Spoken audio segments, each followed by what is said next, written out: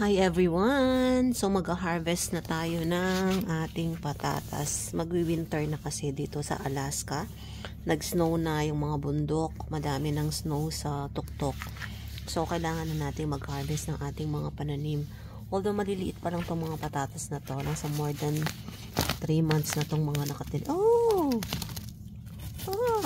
Akala ko maliliit lang. Oh, kasi maliliit lang yung nandyan sa kita sa ibabaw. Pero tignan nyo. Wow!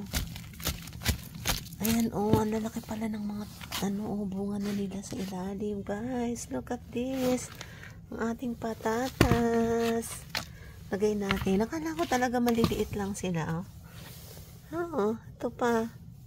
Ayan, ang patatas. Nakakatawa naman. Ayan, oh. Ito medyo maliit.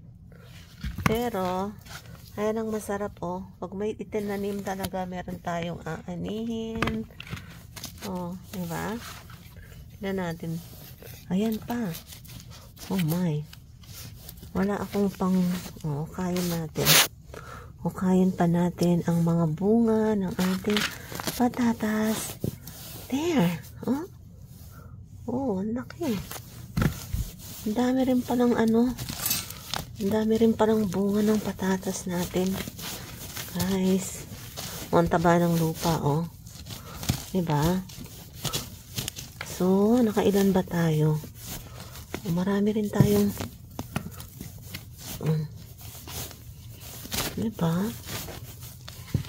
So, ito yung pinakaunang puno. Ayan, oh. May mga maliliit pa. Kuhanin natin yung mga maliliit. Pwede rin to. Pwede rin yan.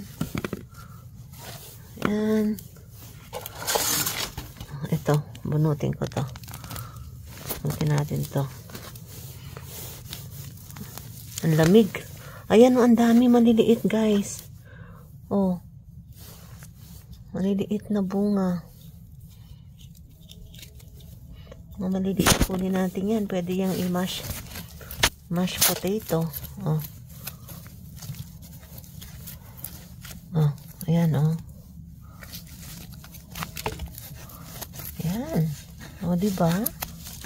Ayan, oh. Meron pa sa ilalim yata. Mga patatas. Oh, ayan. Ayan. Yung mga maliliit pa din natin. Oh. Nandito naman tayo. Ano to eh? I think, ito. Ay, hindi to. Ano to eh? More than, siguro mga 3.5 months na tong nakatanim. Natin. Ayun. Yeah. Ang laki, oh. Diba? Oh. Patatas. Oh.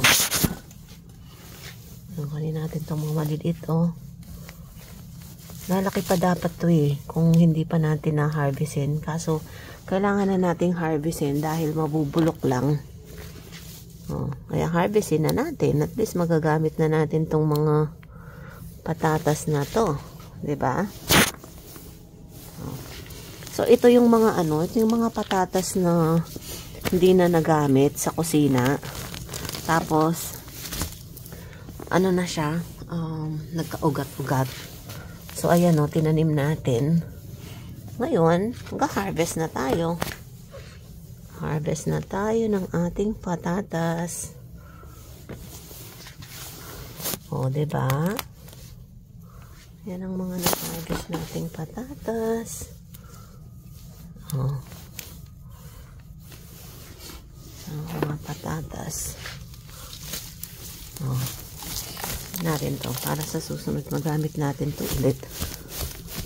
Sa summer magtatanim tayo ulit ng mga panibagong pananim. O, diba? O. Ganyan lang. Sabi nga nila, pag may itinanim, may aanihin. So, umaani na tayo ngayon ng ating potatoes. So far, yan yung naaani natin.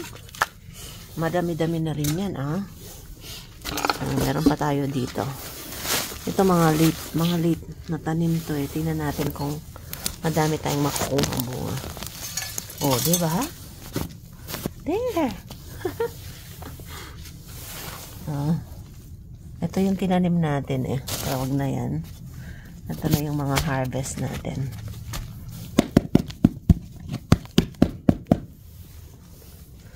Yung mga harvest. Harvest. Oh. Harvest na.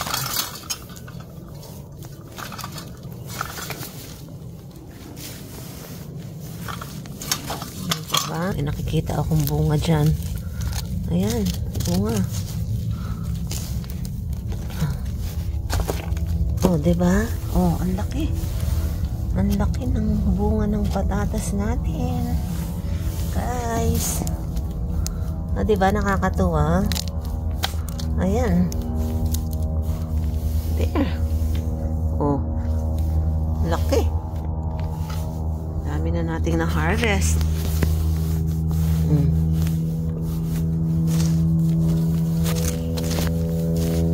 Baka meron pa. Bukalin natin. Oh. Oh, wala na.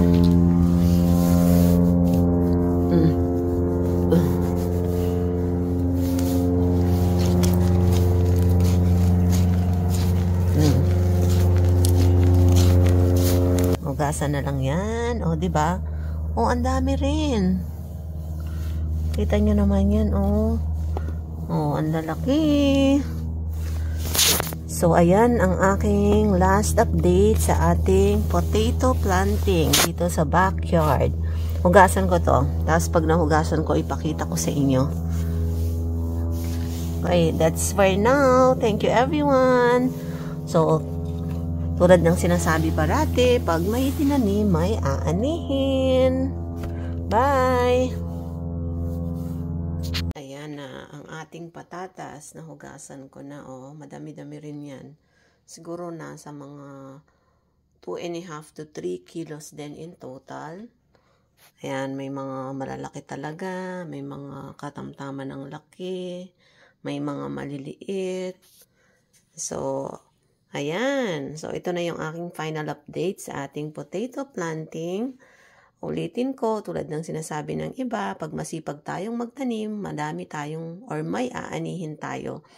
Ayan, bawas gastos. Hindi ko na kailangan bumili ng patatas sa market. Tipid.